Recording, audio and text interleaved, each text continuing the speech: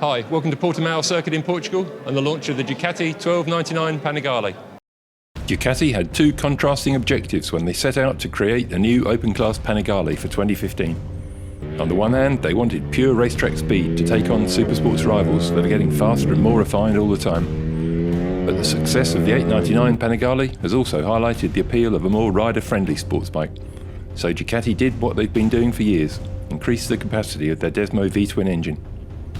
Going from 1198 to 1299cc resulted in an extra 10 horsepower that increases maximum output to a claimed 205 bhp, slightly up on four-cylinder rivals including BMW's S1000RR and Yamaha's new YZF R1. And more importantly, the extra capacity adds mid-range torque, which makes the 1299 easier to ride. So does its updated electronics package, which includes anti-wheelie control, a two-way quick shifter, cornering ABS, and with the 1299 Panigale S, Öhlins semi-active suspension. The Ducati's bodywork is also reshaped to give more protection, incorporating the headlights in the fairings air intakes, and the seat is redesigned to improve comfort.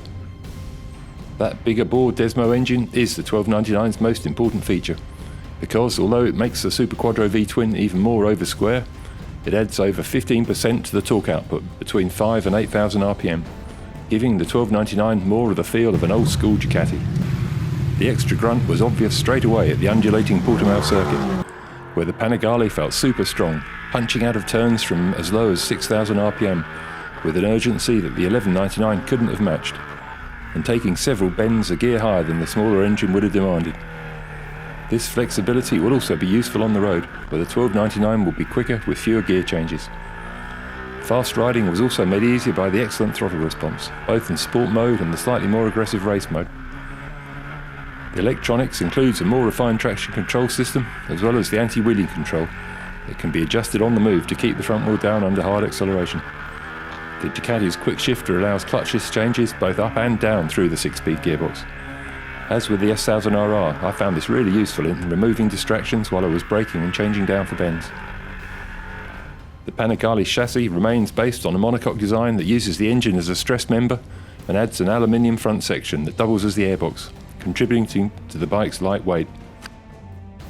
The 1299 has slightly steeper steering geometry, which aids agility, and follows the race-oriented 1199R, and having a lower pivot for the single-sided swing arm, which improves rear tyre grip under acceleration. The Panigale S, which we rode at Portimao, also features Öhlins Smart EC semi-active suspension. This is linked to the riding modes, and you can also adjust it independently with a press of the button on the bars. The Öhlins system gives the option of what Ducati calls event-based suspension, for example firming the front forks damping under braking and stiffening the rear shock under acceleration. It all works superbly well. The Panigale steered brilliantly, and it's very light at just 190 kilos of fuel, so under 420 pounds, which helped make it fantastically agile at Portimao. That said, the Panigale took some setting up and initially shook its head on the way out of several turns, and even at high speed as it charged onto the super-fast main straight. But I'm tall and quite heavy, and when I firmed up the suspension at both ends, the Panigale was much more stable. It also has perhaps the best brakes of any production bike, immensely powerful Brembo radial monoblock calipers, matched with the latest version of Bosch's amazing cornering ABS system. Cornering ABS will arguably be of more use on the road than the track, especially in bad weather, and the Panigale's other rider-friendly features will also be beneficial.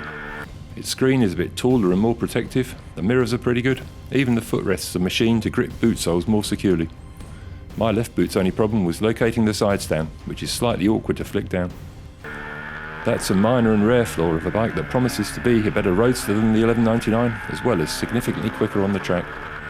Of course, the 1299 will still be demanding to live with, and it's also expensive, especially the Panigale S, which costs over 20 grand in the UK, so up there with exotic bikes like Kawasaki's H2 and Yamaha's R1M.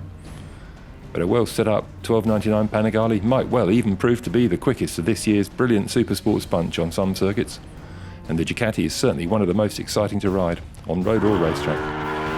And when you add to that its stunning looks, abundant V-twin character, thunderous exhaust note, and even its newfound rider friendliness, the result is really special. The 1299 is arguably the best Ducati since the 916, and it's definitely a sensational motorbike.